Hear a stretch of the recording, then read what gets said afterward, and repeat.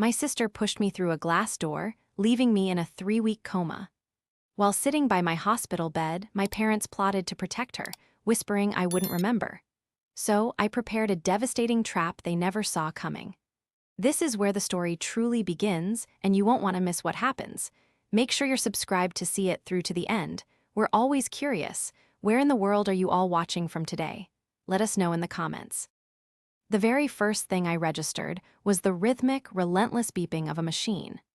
It was a sharp, synthetic sound that seemed to pierce directly through the thick, foggy haze clouding my brain. I tried to open my eyes, but my eyelids felt as though they had been glued shut, weighed down by an exhaustion so profound it felt like lead in my veins. My mouth was entirely dry, tasting faintly of iodine and old cotton. I attempted to swallow, but a sudden, sharp pain flared in my throat, accompanied by the strange sensation of a tube having recently been removed. Slowly, agonizingly, I managed to flutter my eyes open just a fraction. The harsh, sterile glare of fluorescent lights assaulted my vision, forcing me to quickly squeeze them shut again. Through the blur, I had made out a plain white ceiling and the unmistakable silhouette of medical equipment. I was in a hospital. I tried to move my fingers, intending to reach up and rub my aching head, but my right arm refused to cooperate. It felt immobilized, encased in something heavy and rigid. A cast.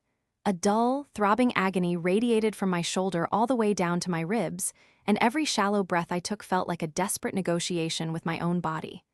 As I lay there, trapped in the terrifying purgatory between sleep and full consciousness, I began to hear the hushed, frantic whispers filtering into the room.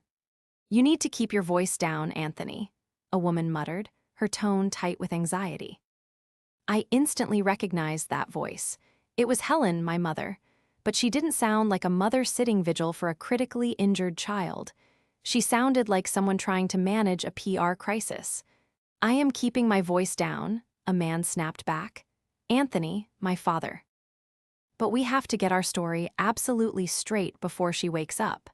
The doctors said the brain swelling has gone down. It could be today, Helen. It could be any minute." I know," Helen whispered, her pacing footsteps echoing faintly on the linoleum floor. "But Layla is falling apart. She hasn't slept in days. You know how delicate her nerves are. If the police come back and ask her more questions, she's going to break down completely." I lay perfectly still, my heart rate beginning to spike, though I prayed the monitor wouldn't betray me. Layla. The name echoed in my mind, triggering a sudden, violent flash of memory. A screaming match in my living room. Layla's face, contorted in an ugly, unrecognizable mask of pure rage. Her hands violently shoving my chest. The terrifying sensation of falling backward, weightless for a split second, followed by the deafening, explosive sound of the patio door shattering around me. The searing pain, and then absolute darkness. "Layla is not going to jail," Anthony said, his voice dropping an octave, taking on a cold, hardened edge that I had rarely heard. "She's just a kid. She didn't mean to do it. It was an accident. We just have to make sure Claire sees it that way." "But what if she remembers?" Helen asked, her voice trembling. "What if Claire remembers that Layla pushed her? We saw the security camera angle from the neighbor's yard, Anthony. If the police get a warrant for that footage..." "The police don't have a reason to look at the neighbor's cameras because we are telling them it was a tragic accident," Anthony interrupted sharply. "Claire tripped. She was wearing those ridiculous heels she always wears, she lost her balance, and she fell backward into the glass. Layla tried to grab her arm to save her, but she missed. That is what happened. Do you understand me?" A heavy silence fell over the room. I could hear the rustle of clothing as Helen likely nodded in agreement. "The doctors said severe concussions usually result in memory loss regarding the traumatic event anyway," Anthony continued, his tone softening into a chillingly practical cadence. "She won't remember the argument. She won't remember the push. We will be right here, holding her hand, and we will gently tell her what happened. She'll believe us. She always trusts us." "And if she doesn't?" Helen pushed. "She will," Anthony said firmly. "Because if she doesn't, we will remind her that destroying her sister's life over an accident will tear this family apart forever. Claire is the responsible one. She'll take the high road. She always does. A single, hot tear leaked from the corner of my closed eye, tracing a slow path down my temple and soaking into the sterile pillowcase. I couldn't move. I couldn't speak. I could only lie there, trapped in my broken body, listening as the two people who were supposed to protect me meticulously plotted to cover up the fact that my own sister had nearly killed me. They were standing mere feet away from my broken body, and all they cared about was keeping Layla's precious life intact. The physical pain radiating through my bones was agonizing, but it paled in comparison to the shattering realization of my own worthlessness in their eyes. The betrayal was worse than the diagnosis itself. It took another full day before I mustered the strength and the tactical resolve to fully wake up. When I finally opened my eyes and let out a dry, intentional groan, the room erupted into a flurry of carefully choreographed activity.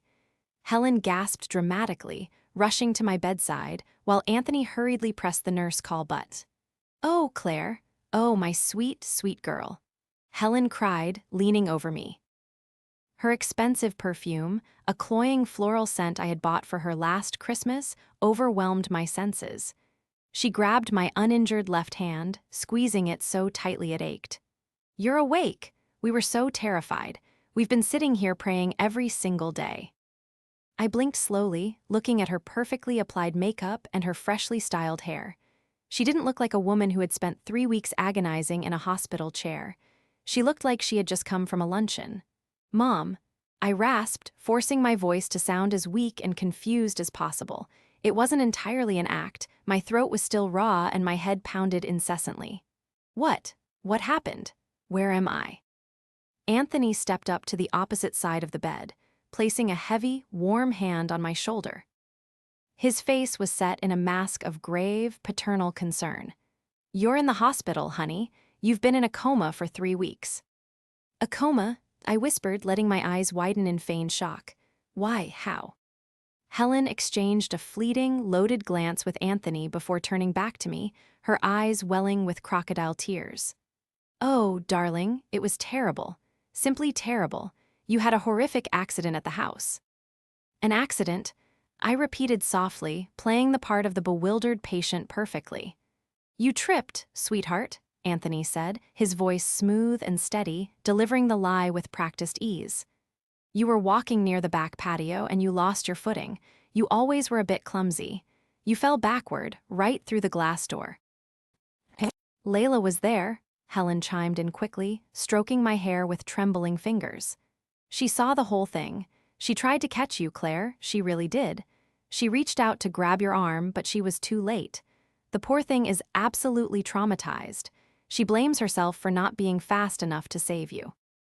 It took every ounce of self-control I possessed, every shred of discipline I had cultivated in my years as a financial auditor, not to scream at them. I wanted to rip my hand away from Helen's grasp. I wanted to spit in Anthony's face. I wanted to tell them exactly what I remembered. Layla's screaming face, her hands violently shoving me, the sheer malice in her eyes. Instead, I took a shallow, painful breath and let a look of vague confusion wash over my features. I don't remember," I lied, my voice shaking perfectly. "I don't remember any of that. It's all just blank." Visible relief washed over both of their faces. It was instantaneous and sickening. Anthony's shoulders dropped, and Helen let out a long, shaky exhale, masked as a sigh of sympathy. "That's perfectly normal," the doctor said, Anthony reassured me, patting my shoulder again. "The brain protects itself from trauma.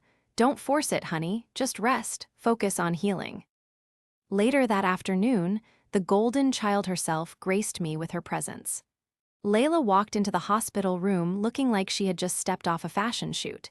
She wore a pristine white designer tracksuit, her hair cascading in perfect, effortless waves down her back. She held an iced coffee in one hand and her oversized smartphone in the other. She stopped at the foot of my bed, looking down at me with an expression that bordered on mild inconvenience rather than concern for a sibling who had nearly died. She took a sip of her coffee, her eyes scanning the bruised, swollen state of my face and the heavy cast on my arm. "Hey," Layla said casually, as if I had merely caught a slight cold.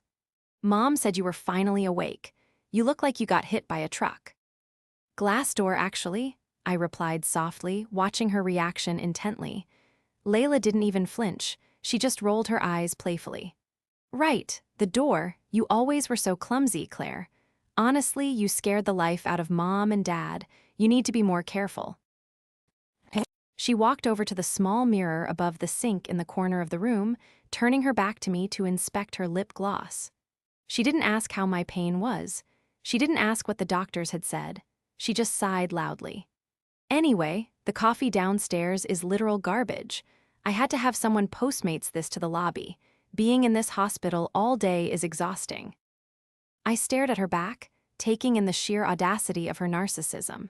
She had pushed me. She had nearly ended my life over a petty dispute, and now she was standing in my recovery room complaining about the quality of the local coffee. Helen and Anthony had shielded her from the consequences of her actions her entire life, creating a monster who genuinely believed she was untouchable. They thought they had won. They thought the truth was buried deep in my injured brain, lost forever to the trauma of the impact. They thought they could spin this narrative, protect Layla, and continue using me as the family's endless source of financial and emotional support. But they had forgotten one crucial thing. When the argument had escalated that day, when Layla had started screaming and throwing things before she ever laid a hand on me, my instincts had kicked in. I hadn't just been standing there passively. I had reached into the pocket of my cardigan, pressed the side button on my smartwatch, and activated the voice memo app. That watch, completely intact and still synced to my phone, was currently sitting in the plastic patient belongings bag securely tucked away in the closet of this very room. To understand how my family arrived at a point where covering up an attempted murder seemed like a logical step, you have to understand the dynamic we had operated under for the last 15 years. I was the eldest, the workhorse, the reliable one.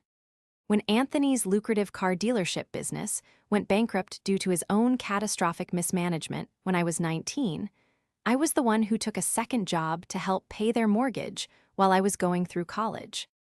I graduated with honors, became a highly paid financial auditor, and immediately stepped into the role of the family safety net. I paid for Helen's country club memberships because she needed to maintain appearances for her mental health. I bylaid Anthony out of 3 separate, disastrous investment opportunities. And then there was Layla. Layla was the beautiful one, the charismatic one, the one who was destined for greatness according to our parents, even if that greatness never quite materialized into an actual career.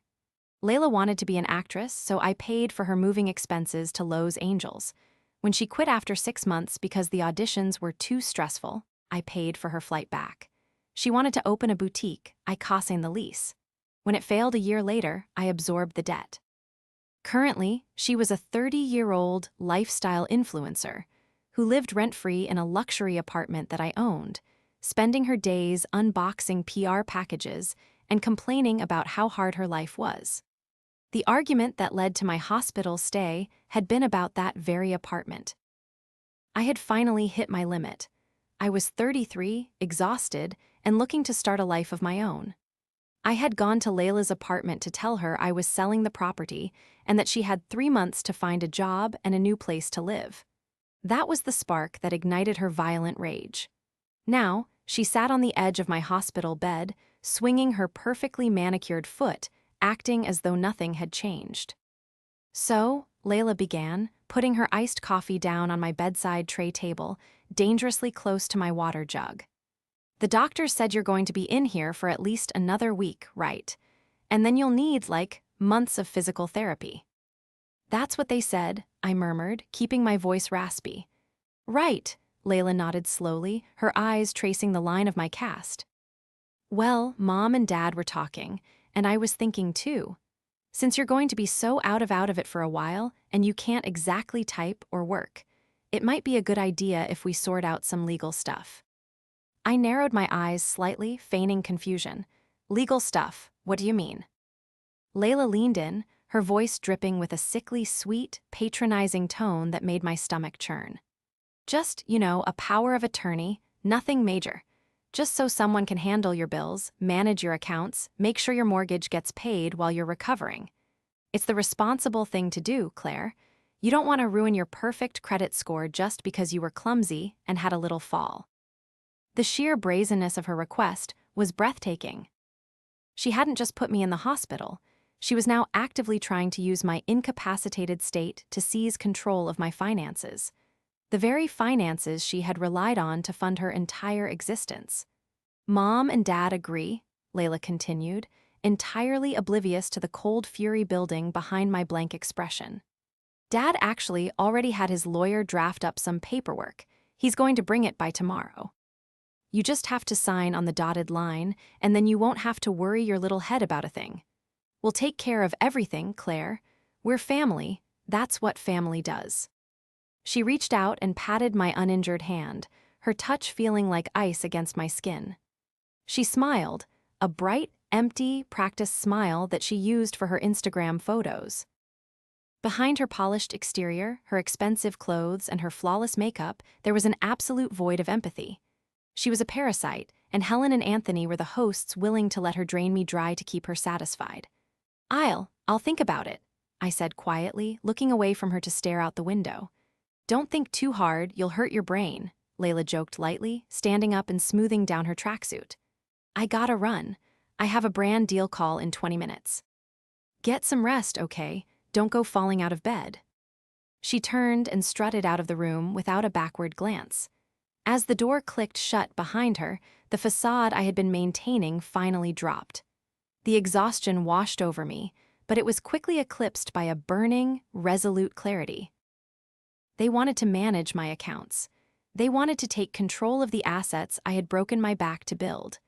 I looked toward the small closet in the corner of the room, where my personal belongings bag sat securely on the shelf. I knew exactly what I had to do, and I knew exactly how I was going to destroy them. The hospital ward grew agonizingly quiet after visiting hours ended. The relentless fluorescent lights in the hallway were dimmed, leaving my room bathed in the soft, rhythmic glow of the heart monitor. The night nurse came in, checked my vitals, adjusted my IV, and quietly slipped out, closing the door behind her. The moment the latch clicked into place, the facade of the helpless, confused victim vanished from my face. Every muscle in my body screamed in protest as I pushed the heavy blankets aside. My right arm was dead weight in its cast, and my ribs felt as though they were bound in barbed wire. Taking a deep, shuddering breath, I swung my legs over the edge of the mattress. The cold linoleum floor sent a shockwave up my spine the second my bare feet touched it. I gripped the heavy metal rail of the bed with my good hand, waiting for the room to stop spinning. Slowly, dragging the IV pole beside me, I shuffled toward the small, narrow closet in the corner of the room. It was only 10 feet away, but it felt like a marathon. When I finally reached it, I pulled open the door and found the clear plastic bag labeled with my name. My bloody clothes from the day of the attack were sealed away, but sitting neatly at the bottom were my personal effects: my keys, my wallet, my smartphone, and my smartwatch. I grabbed the phone and the watch, smuggling them back to my bed like contraband. Sitting on the edge of the mattress, I plugged the phone into the wall charger behind my pillow. The screen lit up, displaying dozens of unread messages, mostly from coworkers asking about my sudden absence, but I ignored them all. I synced the watch, my hands trembling as I opened the voice memo application. There it was. An audio file dated 3 weeks ago, exactly the duration of my coma. I held the phone speaker close to my ear and pressed play. First came the muffled sounds of our argument in my living room. Layla's voice, shrill and entitled, echoed through the tiny speaker. "You can't sell this place, Claire. Where am I supposed to go? You're so selfish. You have so much money, and you're throwing me out on the street." Then came my own voice, exhausted but firm. "It's my property, Layla. I've supported you for years. It's time you supported yourself." What followed was the horrifying crescendo of violence. The unmistakable sound of Layla screaming, a sudden, sharp rustle of fabric as she lunged, my own gasp of shock, and then the deafening, catastrophic crash of shattering glass. The audio captured my heavy, agonizing breathing, and Layla's panicked footsteps running away. But the recording didn't stop there. Because my smartwatch had remained synced to my phone in the hospital bag, the app had continued to capture audio in the background for hours before finally timing out. I fast-forwarded through the sirens and the chaotic voices of paramedics, stopping at a timestamp a few hours later. The voices of my parents filled my ear. "Layla is not going to jail," Anthony's voice hissed through the speaker, chilling me to the bone all over again. "It was an accident. We just have to make sure Claire sees it that way." I stopped the recording. The truth was indisputable. I had the ultimate leverage securely stored on the cloud. They had handed me the very weapon I needed to destroy their carefully constructed lies. But I wasn't just going to expose the push. I was a forensic accountant. I spent my days unraveling complex corporate fraud, tracking hidden assets, and finding the invisible threads of deception that criminals thought were buried. If my family was willing to cover up an attempted murder for money, I knew there had to be more rot beneath the floorboards. I opened my secure email app and began drafting a message to David, a senior partner at my firm and a fiercely loyal mentor who treated me more like family than my actual parents ever did. I explained my situation briefly, leaving out the attempted murder for now, but emphasizing that I suspected my family was attempting to seize my assets while I was hospitalized. "David," I typed, my left thumb flying across the keyboard with practiced speed. "I need an emergency favor.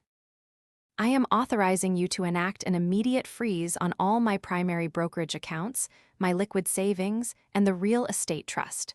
Do not let anything move. Secondly, I need you to run a shadow audit on Anthony's dealership accounts from the last 5 years and Layla's LLC. Pull my credit report immediately. I think they've been using my credentials. Follow the money. Tell no one." I hit send. The trap was set. The investigation had begun. I leaned back against the sterile hospital pillows, the physical pain in my ribs momentarily eclipsed by a cold, calculating determination. I was no longer a daughter or a sister. I was an auditor, and my family was the most corrupt entity I had ever investigated. The next morning, the door to my room swung open with a sickeningly cheerful flourish. Helen practically floated into the room, carrying an oversized bouquet of expensive lilies, followed closely by Anthony, who clutched a sleek, black leather briefcase. "Good morning, our beautiful girl." Helen sang out, arranging the flowers on the windowsill. She came over and kissed my forehead. Her lips felt like ice. "You are looking so much better today. There's real color in your cheeks." "Thanks, Mom," I rasped, making sure to sound suitably weak and pliable. Anthony approached the bed, pulling up a chair and sitting down with a heavy sigh that was meant to convey deep paternal weariness. He placed the briefcase on his lap and snapped the gold latches open. "How is the memory today, sweetheart?" Anthony asked gently, watching my eyes. "Any flashes? Any bits and pieces coming back?" "No," I lied smoothly, staring blankly at the ceiling. "The doctor said this morning that retrograde amnesia is common. I remember waking up here. That's it." Anthony and Helen exchanged another one of their secret, relieved glances. "Well, that's okay. Your brain is healing," Anthony said, his tone shifting into business mode. He pulled a thick stack of stapled papers from the briefcase and produced a heavy silver fountain pen from his breast pocket. "Now, Layla mentioned to you yesterday that we want to take some of the burden off your shoulders while you recover. I had my attorney draw up these documents. It's a standard power of attorney." He laid the paperwork on my lap table. I didn't reach for the pen. Instead, I carefully used my left hand to flip through the pages. I didn't need to read the fine print deeply. My eyes naturally gravitated to the critical clauses. It wasn't a standard, temporary medical power of attorney. It was a durable general power of attorney. If I signed that document, Anthony would have absolute, unchecked authority over every single asset I owned.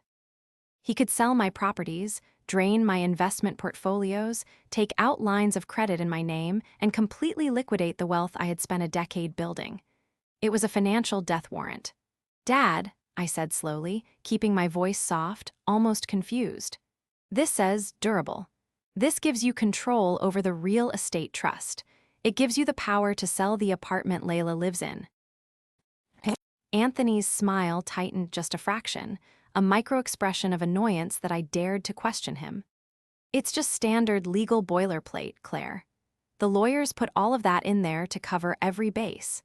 It just means if there's an emergency with the mortgage, I can handle it so you don't default. You know how complicated real estate is.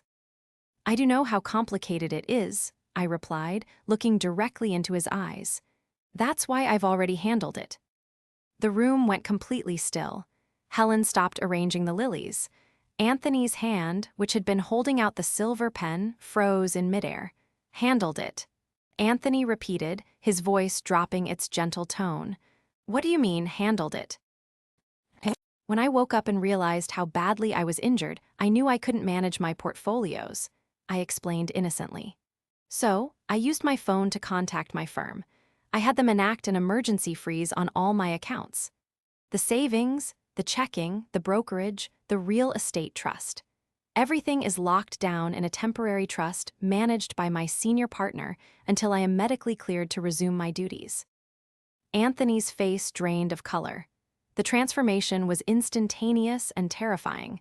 The supportive father vanished, replaced by a desperate, cornered man. You froze the accounts.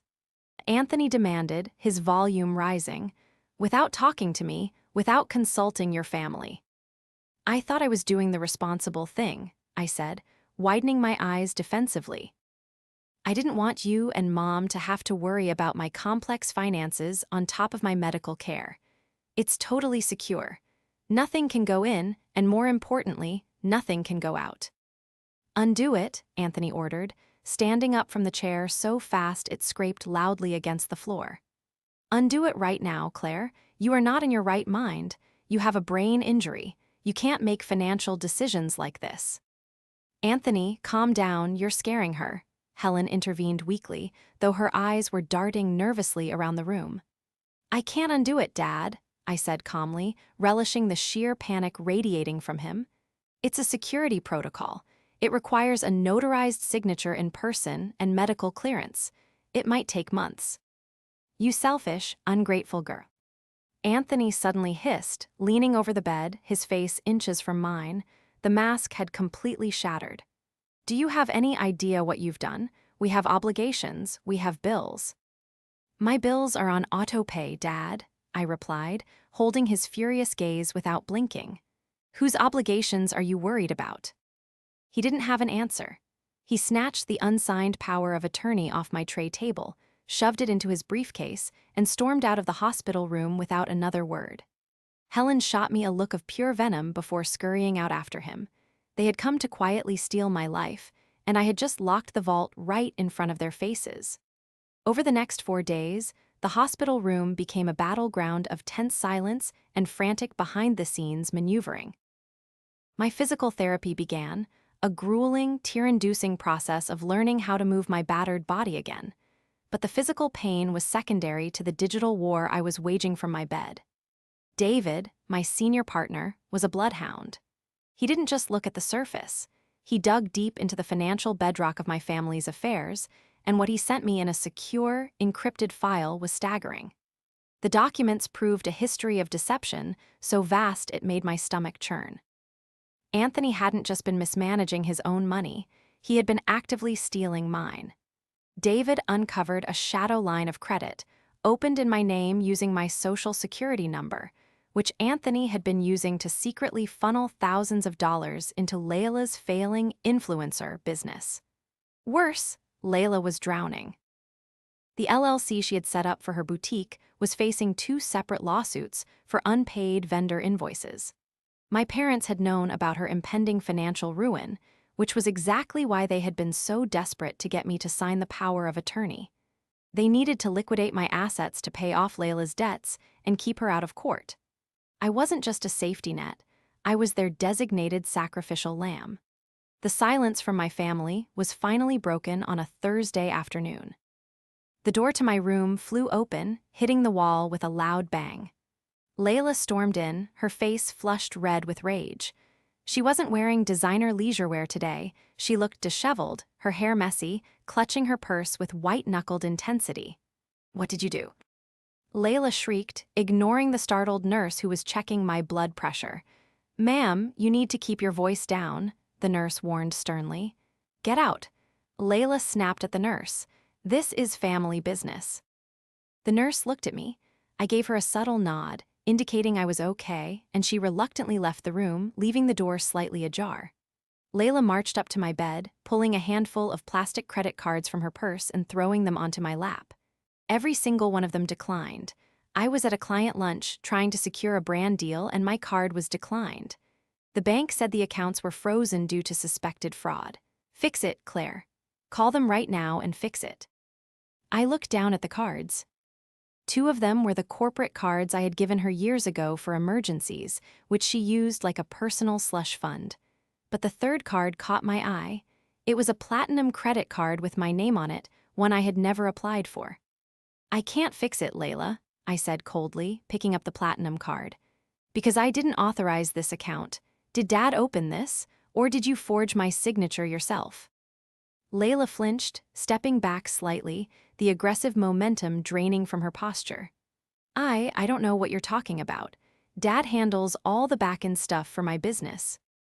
"Dad opened a fraudulent line of credit in my name to pay for your failing business, Layla," I stated, my voice echoing loudly in the quiet room. "And my firm's auditors found it. The bank froze it because it's a felony." Panic flashed in Layla's eyes, quickly replaced by a vicious, cornered desperation. "You are completely delusional. You hit your head, and now you're making up crazy conspiracy theories." Just then, Anthony and Helen walked into the room, having clearly followed Layla to the hospital. Anthony looked exhausted, his tie undone, the stress of his collapsing financial house of cards visible on his face. "What is going on in here?" Anthony demanded. "She knows about the cards, Dad." Layla cried out, pointing a trembling finger at me. "She locked everything, and she's claiming you committed fraud." Helen gasped, rushing over to Anthony. "Anthony, what is she talking about?" Anthony stared at me, his eyes dark and threatening. He stepped closer to the bed, entirely abandoning the loving father routine. "Listen to me very carefully, Claire. You have suffered a severe, traumatic brain injury. You are hallucinating. You are confused. And you are becoming a danger to the stability of this family."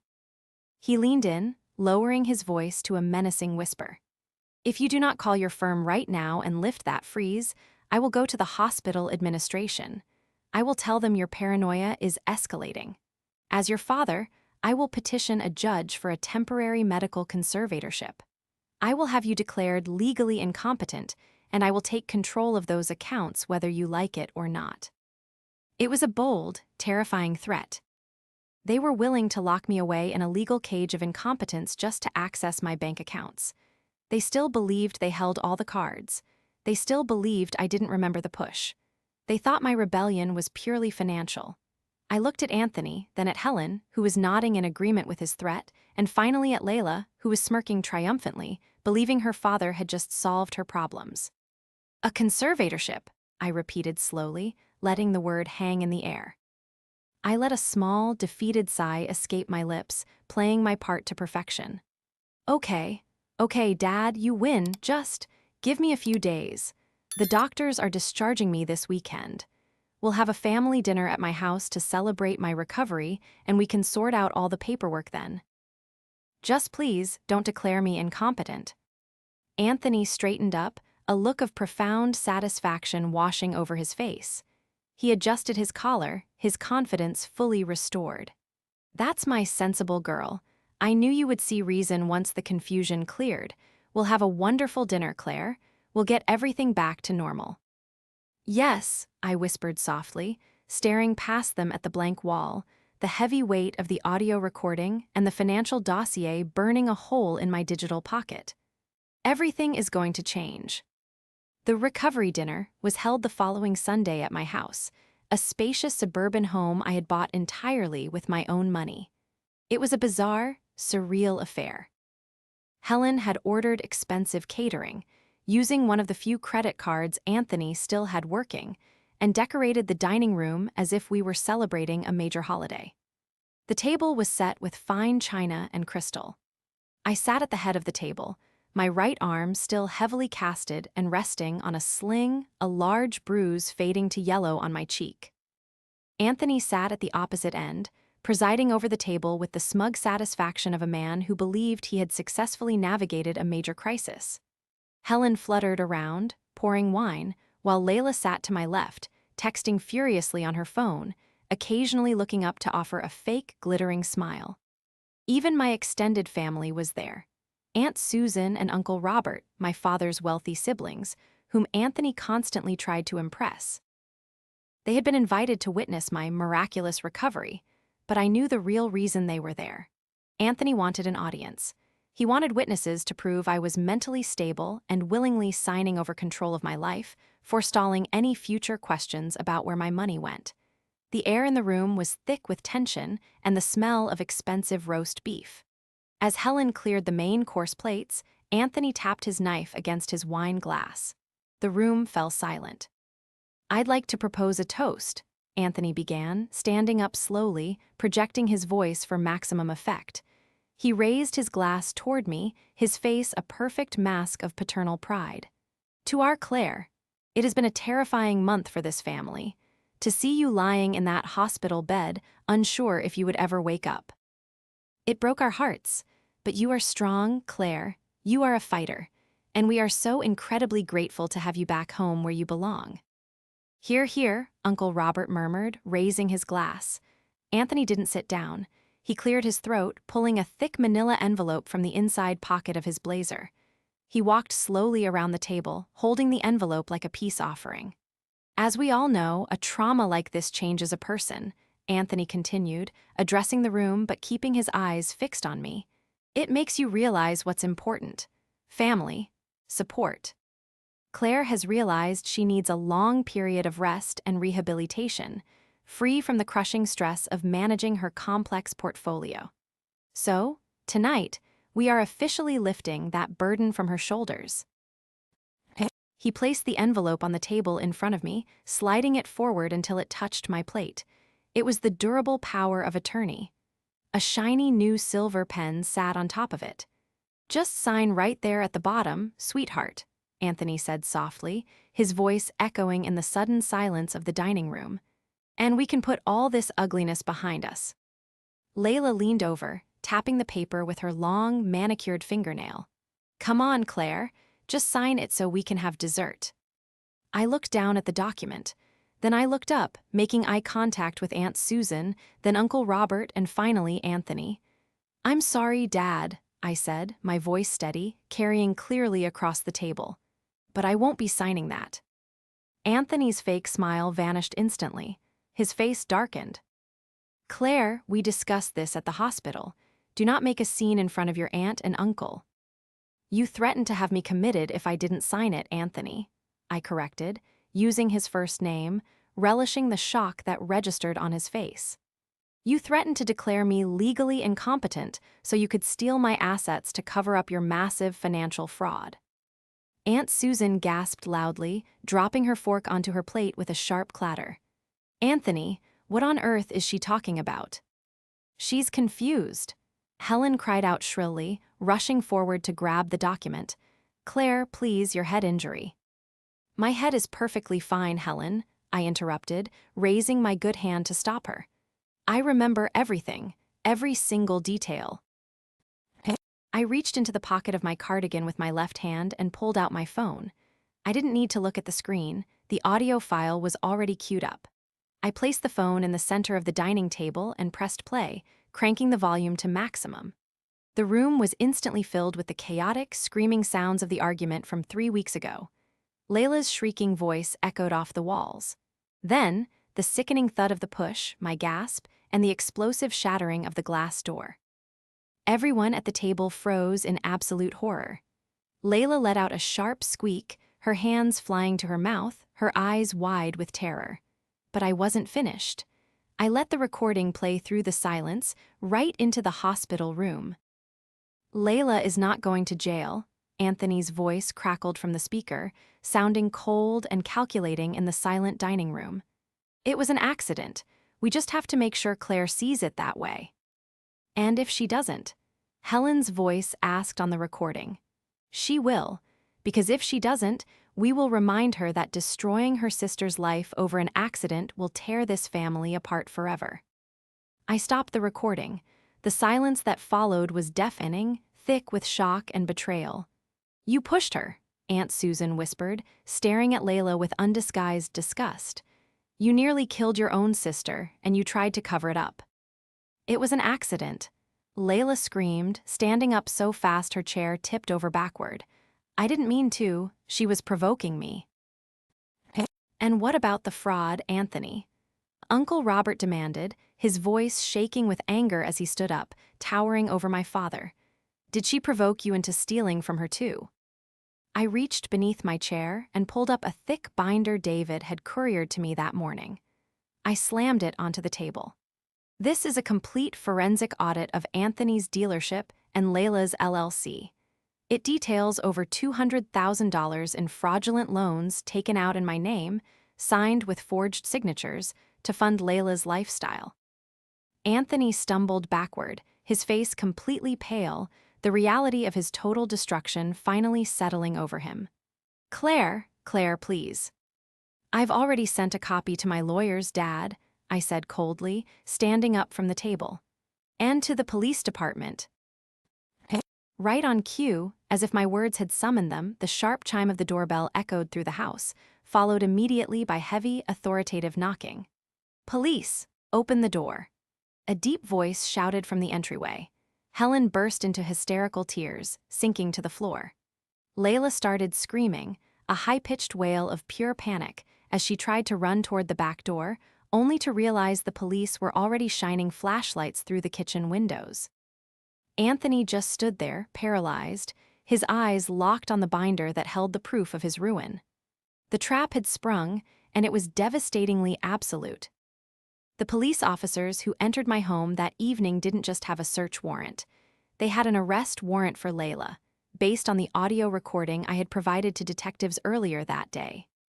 Watching her being led out of my house in handcuffs, still wearing her designer clothes, screaming for our parents to fix it, was a surreal, chilling moment. But as the door closed behind her, a profound, undeniable sense of relief washed over me. The parasitic weight I had carried for 15 years was finally gone. Anthony and Helen weren't arrested that night, but their downfall was arguably more severe. The forensic audit triggered an immediate investigation by the state prosecutor's office. Faced with undeniable evidence of wire fraud and identity theft, Anthony's remaining assets were frozen. His reputation in the local business community, which he valued above all else, was completely annihilated overnight.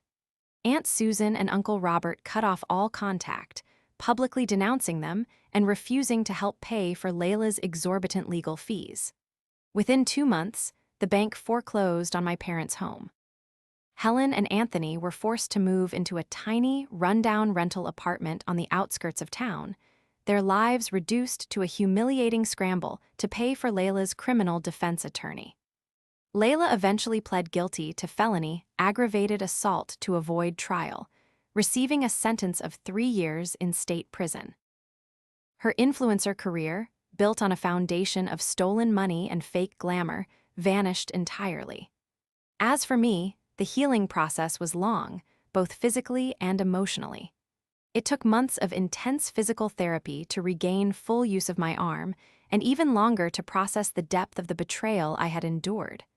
But for the first time in my adult life, my energy was solely focused on myself. I sat in my home office on a bright Tuesday morning, the sun streaming through the window, casting a warm glow across my desk. My cast was finally off. I logged into my banking portal, watching the numbers on the screen. The funds that Anthony had stolen were slowly being recovered through civil litigation, but more importantly, my accounts were secure. They were mine, and mine alone. I picked up my phone to call David, my senior partner, who had been a rock throughout the entire ordeal. "Hey, Claire," David answered warmly. "How's the arm feeling?" "Almost back to normal, David," I replied, leaning back in my chair and smiling. "I think I'm ready to come back to the office next week." "We'd love to have you back," he said. "The place hasn't been the same without our best investigator. Are you sure you're ready?" "I've never been more ready," I said confidently. I hung up the phone and looked out the window at the peaceful, quiet street. I had survived a violent attack and uncovered a massive web of deceit orchestrated by the people who were supposed to love me. They had tried to silence me, use me, and ultimately discard me. But they had underestimated my strength, my intelligence, and my absolute refusal to be a victim. I hadn't just recovered, I had taken my life back, completely and unapologetically. The nightmare was over, and a new chapter had finally begun.